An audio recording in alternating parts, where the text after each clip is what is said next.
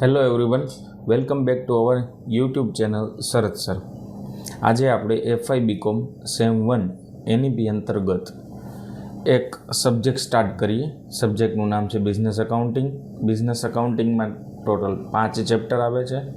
First one accounts of professional person, second one hire purchase system, third one account current and average due date, fourth one replacement account and fifth one voyage account.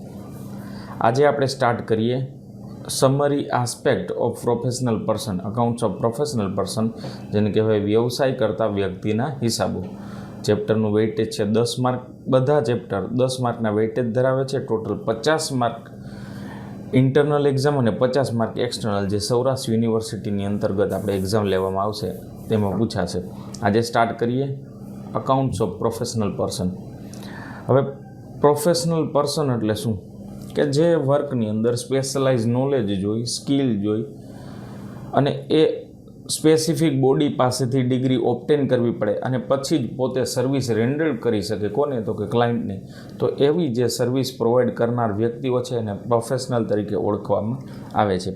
આવા professional વ્યક્તિઓ માટે books of account કઈ રીતે maintain કરવા એના માટેનું આ chapter છે.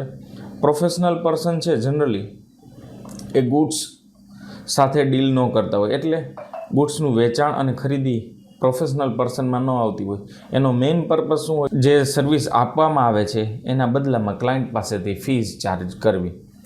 હવે આપણે જોઈએ કે પ્રોફેશનલ કયા કયા વ્યક્તિઓ હોઈ શકે. જે સ્પેશિયલાઇઝ નોલેજ હોય અને હાઈ લેવલ ઓફ એજ્યુકેશન ઓબ્ટેન કરેલું હોય સ્પેસિફાઈડ ઇન્સ્ટિટ્યૂટ પાસેથી, તો એને પ્રોફેશનલ કહેવાય. એની અંદર કોણ કોણ આવી શકે? Doctor, solicitor, lawyer, chartered accountant etcetera, engineer, interior, બધા પ્રોફેશનલ કહેવાય.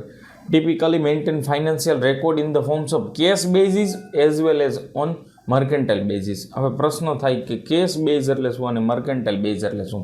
આપણે જે ટ્રેડિંગ બિઝનેસ હોય એ બધા પોતાના અકાઉન્ટ મર્કેન્ટાઇલ સિસ્ટમ ઉપર મેન્ટેન કરે છે. એટલે એ સેલ્સ ક્રેડિટ ઉપર અને કેશ ઉપર બંનેને રિકોગ્નાઇઝ કરીને ટ્રેડિંગની ક્રેડિટ સાઇડ બતાવે છે. એટલે સર શું?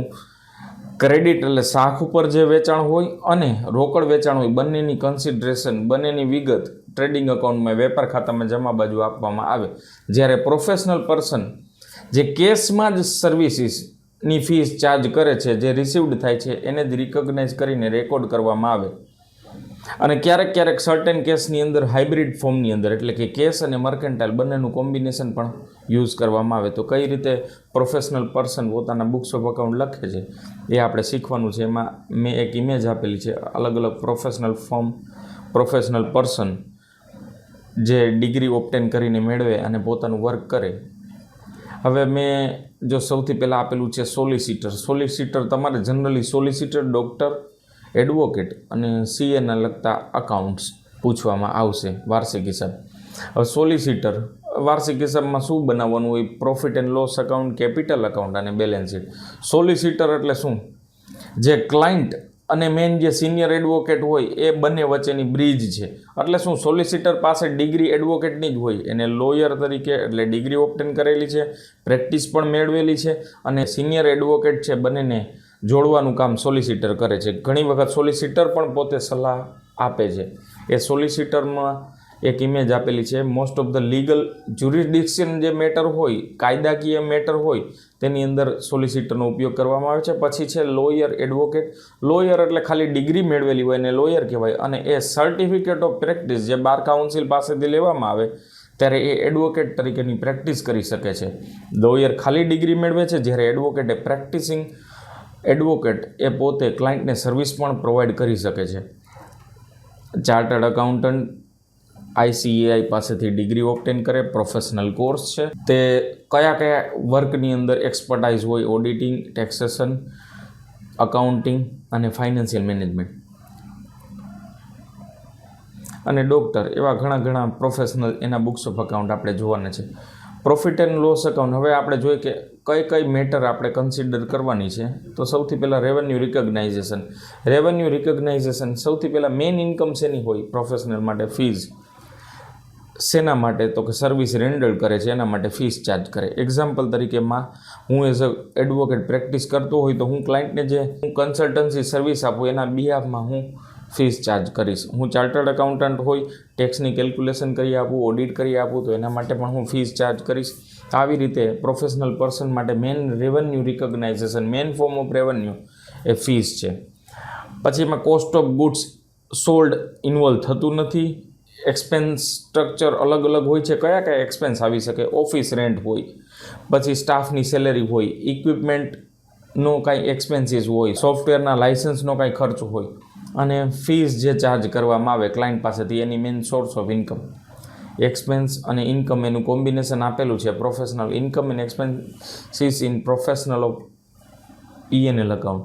એમાં સૌથી પહેલાં ફીઝ અર્નની અંદર આપણે જોઈએ રેવન્યુ જે રિકોગ્નાઇઝ થાય, સર્વિસ રેન્ડર કરવામાં આવે ક્લાયન્ટને અને ક્લાયન્ટ પાસેથી જે અમાઉન્ટ રિસીવડ થાય. પછી ઓફિસ એક્સપેન્સમાં આપણે સમજ્યા એમ જ રેન્ટ, અધર યુટિલિટી, સ્ટાફની સેલેરી, ઇક્વિપમેન્ટ અને સોફ્ટવેરનો જે કાંઈ એક્સપેન્સ હોય, અને માર્કેટિંગ અને એડવર્ટાઇઝિંગ. હવે હવે શીખવાનું છે બે સિસ્ટમ છે, કેશ અકાઉન્ટિંગ સિસ્ટમ અને accrual basis system. Cash system એટલે શું? Professional person generally cash basis ઉપર પોતાના બુક્સ ઓફ અકાઉન્ટ મેન્ટેન કરતા હોય. એટલે સર શું? કેશ બેઝ એટલે એકચ્યુઅલમાં ફીઝ રિસીવડ થાય છે એને જ રેકોર્ડ કરવામાં આવે એને કહેવાય કેશ બેઝ સિસ્ટમ. એક્ઝામ્પલ તરીકે મેં ક્લાયન્ટને સર્વિસ આપેલી છે, ક્લાયન્ટને સર્વિસ આપેલી છે, મેં બિલ બનાવેલું છે 90,000નું, પણ મને ક્લાયન્ટ 10,000 જ ફી આપે છે, તો 10,000ને ફીને જ રેવન્યુ તરીકે રિકોગ્નાઇઝ કરવામાં આવે. તો બાકીની ફીની ટ્રીટમેન્ટ શું કરવામાં આવે? એને રિઝર્વ તરીકે ટ્રીટ કરવામાં આવશે. એની ટ્રીટમેન્ટ આપણે ફર્ધર આગળ જોશું સ્લાઇડની અંદર. એને કેશ બેઝિસ કહેવાય કે જે એકચ્યુઅલમાં કેશ રિસીવડ થાય છે એને જ રિકોગ્નાઇઝ કરવાનું, એટલે એને જ લખવાનું આવક તરીકે. જ્યારે અક્રુઅલ સિસ્ટમ એટલે શું? કેશમાં જે ફીઝ મળે એને પણ લખવી, અને જે રિસીવેબલ છે જે ભવિષ્યમાં મળવાની છે એને પણ લખવી. એને કહેવાય accrual base system. Record income when it is received, જ્યારે મળે છે ત્યારે જ રેકોર્ડ કરવી, અને record expense when it is paid, જ્યારે એકચ્યુઅલમાં પેડ થાય. જો કેશ બેઝની સિસ્ટમ છે, પણ આપણે અહીંયા કેશ અને અક્રુઅલ બંનેનું કોમ્બિનેશન, જેને હાઇબ્રિડ મોડ કહેવાય. હવે આપણે જનરલી જોઈએ P&L અકાઉન્ટ, આપણે કયા મેઇન મેજર અકાઉન્ટ બનાવવામાં આવે છે? P&L અકાઉન્ટ અને બેલેન્સ શીટ. P&L અકાઉન્ટમાં ઇન્કમમાં ફીઝ અર્ન, ઇન્ટરેસ્ટ અર્ન અને અધર ઇન્કમ ઓફ પ્રોફેશનલ પર્સન. અધર ઇન્કમમાં શું આવી શકે? Dividend, interest received. પછી એક્સપેન્સની અંદર પ્રેક્ટિસ કરવા માટેનો બધો ખર્ચ, એડમિનિસ્ટ્રેટિવ, પછી marketing expense, rent, salary, utilities ને ડેપ્રિસિએશન ને બધો ખર્ચ એમાં આવી જાય. પછી એડજસ્ટમેન્ટ કયા આવી શકે? પ્રીપેડ રિલેટેડ હોય, ડેટર્સ રિલેટેડ એડજસ્ટમેન્ટ હોય, પછી ક્લાયન્ટની ફીઝના રિલેટેડ હોય, ક્લાયન્ટ્સના અકાઉન્ટ મેન્ટેન કરવા માટેના હોય, અને આર્ટિકલનું પ્રીમિયમ. એ કઈ રીતે આવશે સમમાં જોશું, અને આગળ એડજસ્ટમેન્ટનો સેક્શન છે એમાં પણ સમજશું. અક્રુઅલ બેઝિસ એટલે શું? જ્યારે ઇન્કમ અને એક્સપેન્સીસ રિકોગ્નાઇઝ કરવામાં based on their earn or received. અને બેલેન્સ શીટની અંદર અસેટ્સ અને લાયબિલિટી બુક્સ ઓફ અકાઉન્ટમાં લખવામાં આવે after passing certain adjustment as given in the question. હવે આપણે મેઇન પોર્શન છે નેસેસરી એડજસ્ટમેન્ટ. એડજસ્ટમેન્ટ ઇમ્પોર્ટન્ટ છે, ક્રુશિયલ છે. એડજસ્ટમેન્ટમાં સૌથી પહેલો છે advance received from client for expense. હવે પ્રશ્ન થાય કે ક્લાયન્ટ પાસેથી એડવાન્સ મળી જાય? હા, ક્લાયન્ટ એડવાન્સ તરીકે આપતા હોય. કઈ રીતે ક્લાયન્ટ આપતા હોય? ક્લાયન્ટ સર્ટેન એક્સપેન્સ કરતા હોય. અમુક વખત એક્સપેન્સ કરવા માટે એના પ્રોફેશનલ પર્સનને એડવાન્સમાં અમુક અમાઉન્ટ આપી દેતા હોય. તો એ એડવાન્સ પેટે જે અમાઉન્ટ આપે છે એને આપણે લાયબિલિટી તરીકે ટ્રીટ કરશું. લાયબિલિટી તરીકે શું કામ ટ્રીટ કરવામાં આવે? કારણ કે એક પ્રકારનું દેવું થશે, લાયબિલિટી થશે. ક્લાયન્ટ એક્ઝામ્પલ કે 20,000 રૂપિયા એડવાન્સમાં મને એક્સપેન્સ કરવા માટે આપી દે. હું એડવોકેટ છું, મને 20,000 રૂપિયા ક્લાયન્ટ આપી દે છે એક્સપેન્સ કરવા માટે. મેં એક્સપેન્સ કરેલ નથી પણ એડવાન્સ રિસીવડ થઈ ગયા છે, તો મારી એક પ્રકારની લાયબિલિટી થશે. એના બેઝ ઉપરથી એને લાયબિલિટી તરીકે ટ્રીટ કરવામાં આવે. પછી એક એડજસ્ટમેન્ટ આના રિલેટેડ પણ આવે છે, ડેટર્સ ફોર ફી અને ક્લાયન્ટ ફીસ. આ ઇમ્પોર્ટન્ટ છે, ક્રુશિયલ છે. લોજિકથી સમજીએ ડેટર્સ ફોર ફી અને ક્લાયન્ટ ફી શું છે. એક્ઝામ્પલ તરીકે મેં ક્લાયન્ટને સર્વિસ આપેલી 90,000નું બિલ થયું. મેં ક્લાયન્ટને કીધું અલ્યું તમારું બિલ 90,000નું છે. ક્લાયન્ટે જોયું, ક્લાયન્ટે કીધું હું તમને 1 મહિનામાં આપી દઈશ. તો મારે અકાઉન્ટિંગ ટ્રીટમેન્ટ શું કરવી? ફીઝ મને મળી નથી ગઈ એટલે આપણે ડેટર્સ તરીકે ટ્રીટ કરશું. કઈ જગ્યાએ? બેલેન્સ શીટમાં અસેટ સાઈડ ડેટર્સ તરીકે 90,000. એકચ્યુઅલમાં કેસ નથી મળ્યા એટલા માટે એની સામેની કોરસ્પોન્ડિંગ ઇફેક્ટ જે લાયબિલિટી સાઈડ બેલેન્સ શીટની, જ્યાં રિઝર્વ ફોર ડેટર્સ ફીસ અથવા રિઝર્વ ફીસ એવી રીતે મેન્શન કરીને 10,000 રૂપિયાનો ઉલ્લેખ કરશું. પીએનએલમાં ફીસ મળેલી નથી એટલે આવક તરીકે તો નહીં દર્શાવી શકીએ, પણ તમને ક્વેશ્ચનની અંદર બીજી પણ ઇન્ફોર્મેશન આપેલી હોય ફીસ. ધારો કે એમાં જ એ જ ક્વેશ્ચનમાં ફીસ 3 લાખની આપેલી હોય તો એનો મતલબ શું થયો કે 2,10,000ની ફી કેસમાં મળી ગઈ છે અને 90,000 રૂપિયા જે ડેટરનું બિલ છે એ બાકી છે.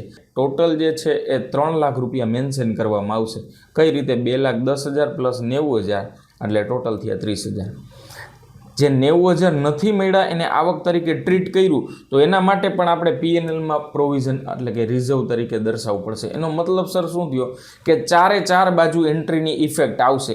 આ કરવાનું લોજિક શું?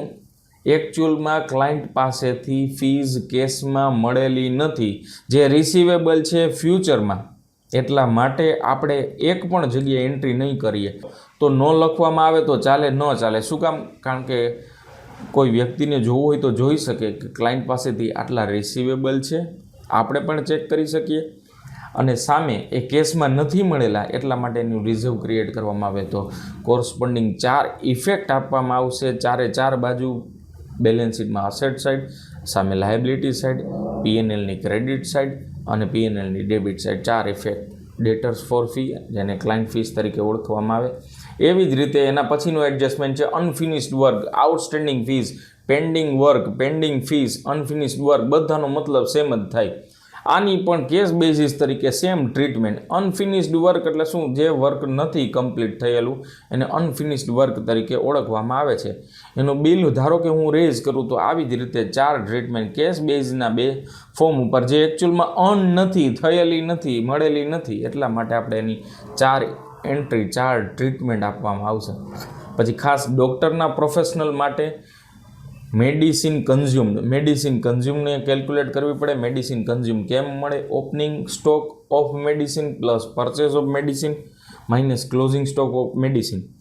એટલે મેડિસિનની કોસ્ટ જે છે એ પીએનએલની ડેબિટ સાઈડ લખવામાં આવશે. હવે લાસ્ટ જે છે adjustment apprenticeship premium, article premium.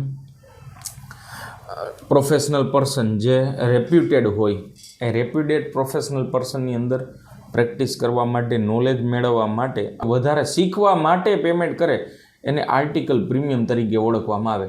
Sir એટલે શું? ક્વેશ્ચન પ્રોપરલી સમજીએ. ક્વેશ્ચનમાં આવશે ત્યારે તો ખ્યાલ આવી જ જશે, પણ એકચ્યુઅલમાં એડજસ્ટમેન્ટ સમજીએ.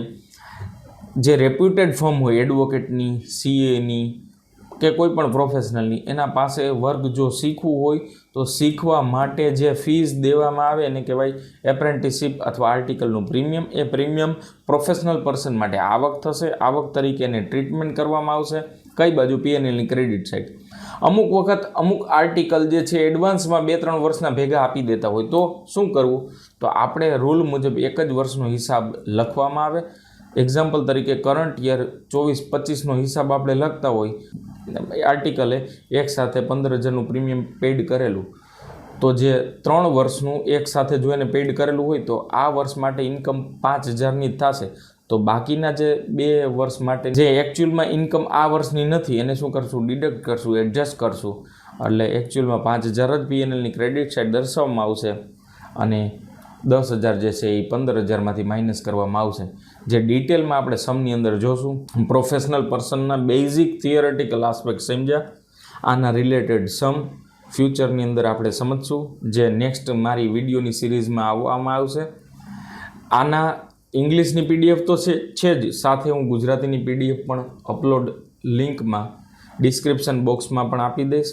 અને આ પ્રોફેશનલ પર્સનની બેઝિક સમરી ઓવરવ્યૂ એ આપણે સમજવાનો છે, જોવાનો છે, અને એ જોઈને પછી આપણે ડિટેલમાં 6 સમ કરશું.